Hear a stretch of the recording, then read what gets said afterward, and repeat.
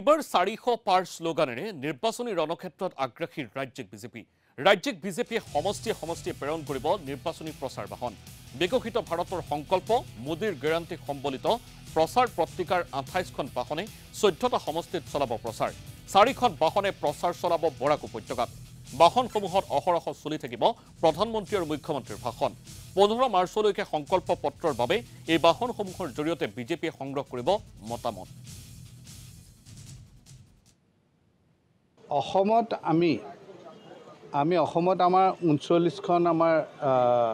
জিলা আছে সাংগঠনিক জিলা আৰু 14টা সমষ্টি আছে লোকসভা সমষ্টি এই গোটেইবিলাককে সামৰি আমি এই বাহনকেইখন পঠিয়াম আৰু তাৰ উপৰি আমি ডিজিটেল মিডিয়াত হওক বা আমাৰ যিখিনি আমাৰ এটা মিছ কলৰ ব্যৱস্থা ৰখা হৈছে সেইখিনিৰ মাধ্যমেৰে আমি ৰাইজৰ পৰামৰ্শবোৰ বিচাৰিম আৰু ৰাইজৰ পৰামৰ্শ পোৱাৰ পিছত ইয়াত আমি গোটেইখিনিকে কনসলিডেট কৰি আমি কেন্দ্ৰলৈ পঠিয়াম যাতে কেন্দ্ৰীয়ভাৱে তেখেতসকলে এইখিনিকে তেখেতসকলে জুনুকিয়াই তেখেতসকলে আমাৰ সংকল্প পত্ৰখন প্ৰস্তুত আজিৰ দিনত আমাৰ হাতত এতিয়া 28খন আছে 14টা সমষ্টি দুখনকে 28খন আৰু আমি 15 মাৰ্চৰ ভিতৰত আমি গোটেইখিনি একত্ৰিত কৰি আমি কেন্দ্ৰলৈ পঠিয়াব লাগিব কিয়নো কেন্দ্ৰটো তেখেতসকলে যিখন ৰাষ্ট্ৰীয়